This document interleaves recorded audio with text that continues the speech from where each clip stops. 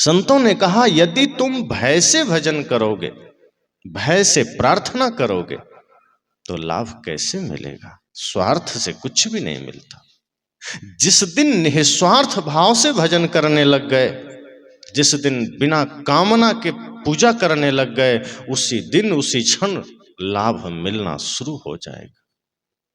इसलिए संत ने, गुरुजी ने अपने शिष्य से कहा कि तुम 20 साल से भजन कर रहे हो और तुम कहते हो कि मुझे लाभ नहीं मिला, तो तुम्हारा भजन कामना से ग्रसित है, तुम्हारा भजन स्वार्थ से पूर्ण है, तुम स्वार्थ पूर्वक भजन कर रहे हो। उन्होंने कहा भक्ति का मतलब ही है जहां कोई कामना नहीं होनी चाहिए कि मैं बड़ा हूं कि तू छोटा है, कि मुझे ये मिल जाए वो मिल जाए।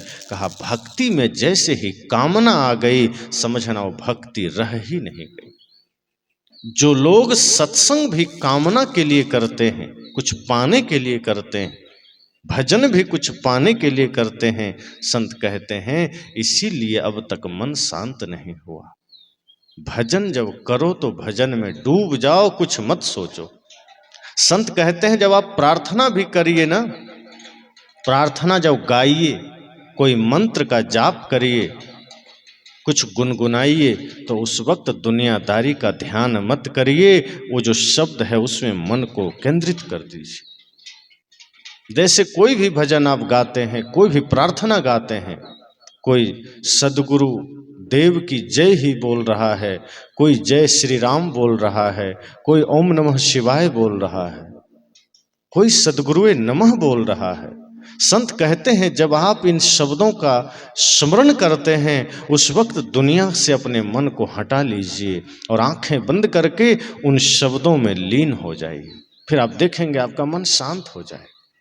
लेकिन आदमी नाम भी जप कर रहा है, दुनियादारी को भी सोच रहा है, प्रार्थना में पूरा उतर नहीं पाता, दूसरों को गाली भी दे रहा है, उसी मुख से प्रार्थना भी जप रहा है, इसी मुख से प्रभु का नाम भी ले रहा है, इसी मुख से गंदी वाणी भी बोल रहा है, इसी मुख में गलत चीज खा भी रहा है, नशा भी कर रहा है।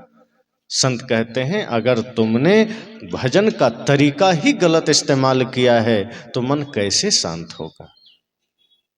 अगर तुमने दूध ही चलनी में निकाला है तो दूध टिकेगा कहाँ? दूध को अगर टिकाना है तो बढ़िया बर्तन ले जाना होगा जिसमें दूध रह सके। तुमने तो अपने जीवन को चलनी बना लिया है, उधर से ज्ञान आया निकल के चला गया, गुरु का वाणी आप पर मिला निकल के चला गया, अंदर कुछ टिकता ही नहीं है। तभी तो घर के झगड़े नहीं मिट पाते, मन के झगड़े नहीं मिट पाते। आदमी आज मानसिक झगड़े में पड़ा हुआ है। कई लोग दूसरों से विवाद नहीं भी करता है, झगड़ा नहीं भी करता है, लेकिन आदमी मानसिक समस्याओं से घिरा हुआ है। आज हर आदमी का मन झगड़े में लगा हुआ है। कोई दूसरे से झगड़ा हो तभी बात नहीं, आदमी मन ही मन झगड़ रहा है, पीड़ित हो रहा है, दुखी हो रहा है, मन ही मन न जाने कितने सारे जाल बुन रहा है। इसलिए संत जन कहते हैं भजन अगर करना है तो भजन सही तरीके से करिए, ध्यान करना है तो सही तरीके से करिए। लाभ क्यों नहीं मिलेगा? यदि आपको भूख लगी है, थाली में भोजन सामने आ जाए तो आप मिला करके अगर एक एक कौर मुख में डालेंगे, चबा चबा कर उसको निगलते चले जाएंगे तो भूख तो जरूर मिटे। सत्संग ऐसा हो जो हमें ये न कहना पड़े कि हम सत्संग करते हैं फिर भी जीवन में बदलाव नहीं आया। इतनी तन्मयता से करिए कि 2 मिनट भी सत्संग में इतना बढ़िया से रुक जाइए कि वो 2 मिनट का सत्संग आपके जीवन में बदलाव ले आवे।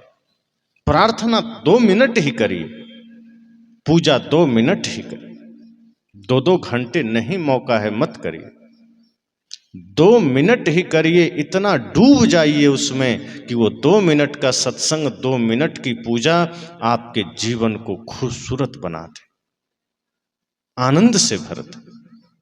लेकिन हम घंटों पूजा करते हैं, ध्यान यहाँ का वहाँ होता है, स्वार्थ की पूजा है, कामना की पूजा है, भगवान से भी हम स्वार्थ ही रखते हैं। मंदिर जाते हैं पहले ही स्वार्थ लेकर जाते हैं कि हम आपकी पूजा करने आए हैं, बेटे को जरा ध्यान रखना, मैट्रिक में पास करा देना। आपकी पूजा कर रहे हैं, 1 किलो लड्डू हम ज्यादा चढ़ा देंगे, भगवान कृपा करना मेरे भाई को नौकरी मिल जाए, बेटे को नौकरी मिल जाए, कृपा करना धन और बढ़ जाए। यही कामना लेके मंदिर में हम प्रार्थना करते हैं। प्रार्थना भी तो सौदेबाजी हो गई। और जहां प्रार्थना में सौदा आ गया, जहां सत्संग में व्यापार आ गया, वहां कुछ नहीं मिलता। फिर आप 40 साल से भजन करते हैं कि 80 साल से करते हैं, अंत में आपको लगेगा कि इतने दिन से पूजा के बाद भी कुछ मिला ही नहीं, इतने दिन के प्रार्थना के बाद भी कुछ मिला ही नहीं। लेकिन जैसे ही आप निष्काम भाव से पूजा करेंगे, निश्चल भाव से पूजा करेंगे, कामना रहित होकर पूजा करेंगे, सत्संग करेंगे, उसी क्षण जीवन में आनंद की प्राप्ति हो जाती है, उसी क्षण जीवन में परम आनंद की प्राप्ति होती है। आप एक बार मंदिर में इस भाव से खड़े हो जाइए कि हे प्रभु, मुझे आपसे कुछ नहीं चाहिए, व्यक्तिगत कोई स्वार्थ नहीं है आपसे। मंदिर में खड़े होइए, गुरु के सामने खड़े होइए, हाथ जोड़कर बस इतना ही कामना करिए, इतनी शक्ति हमें दे न दाता, मन का विश्वास कमजोर होना, हम चले नेक रास्ते पे हमसे भूल कर भी कोई भूल हो ना, इतनी शक्ति हमें दे न दाता, मन का विश्वास कमजोर हो ना। इस भाव से आप प्रार्थना करिए, भजन करिए, पूजा करिए, सत्संग करिए कि हमें बाहर कुछ नहीं चाहिए। ना हनुमान जी ने कुछ चाहा, ना माता सबरी ने चाहा, ना विदुर जी ने चाहा। जो भी श्रेष्ठ भक्त हुए हैं, उन्होंने कोई संसार की कामना ही नहीं की। जिस दिन आप भी ये संकल्प ले लेंगे कि मुझे कुछ नहीं चाहिए, हे प्रभु, हे सदगुरु, अगर कुछ देना है तो मन में इतनी शक्ति दे देना, इतना विश्वास दे देना कि हम सही मार्ग पर चल सकें और किसी रोते को हंसा सकें, किसी भूखे को भोजन करा सकें, किसी प्यासे को पानी पिला सकें, किसी जरूरतमंद अगर कोई भिक्षुक द्वार पर आ जाए तो यह मानकर कि मेरा मुझ में कुछ नहीं, जो कुछ है सो तोर, तेरा तुझको सौंपता क्या लागत है मोर। इस भाव से हम उसको कुछ दे सकें। अगर किसी भिखारी को आप कुछ देने जा रहे हैं, ये मत सोचिए कि मैं कुछ दे रहा हूं, मेरा इसका मैं इस पर एहसान कर रहा हूं। ये सोचिए कि इसकी बड़ी कृपा हुई जो आज ये मेरे सामने आया, मुझे एक पुण्य करने का मौका दिया, मुझे एक धर्म करने का मौका दिया। आपने कोई एहसान नहीं किया है, एहसान तो उस भिखारी ने आप पर किया है जो आपको एक धर्म का मौका दिया। क्या है मेरा, क्या लेकर आए थे, सब तो यही रह जाएगा। हम तो माध्यम बनते हैं कुछ देने का, और अगर हम निष्काम भाव से कुछ देते हैं फिर वो जीवन में सदैव आनंद का कारण बनता है।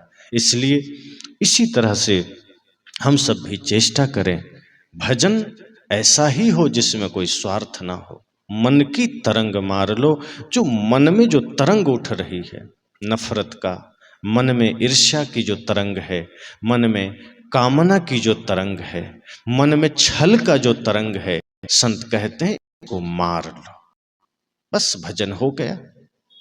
उसके बाद पूजा हो गई। आप मंदिर में जाओ, वहां जिस विधि से आपको पूजा करनी है करो, कोई बात नहीं। लेकिन जब बाहर लोगों से मिलो तो सब में उसी परमात्मा को देखो, माता पिता में उसी परमात्मा को देखो, पड़ोसियों में उसी परमात्मा को देखो। आपकी पूजा हो गई। आप भगवान को भोग लगाने जा रहे हैं, रास्ते में कोई भूखा मिल जाए, वो भोग आप उस भूखे को दे दीजिए, ये मानकर कि साक्षात परमात्मा ही मिल गए हमें, आपकी पूजा हो गई। लेकिन आप साक्षात परमात्मा मिल जाए तो उसे ठुकरा देते हैं और वहां जाके चढ़ा देते हैं।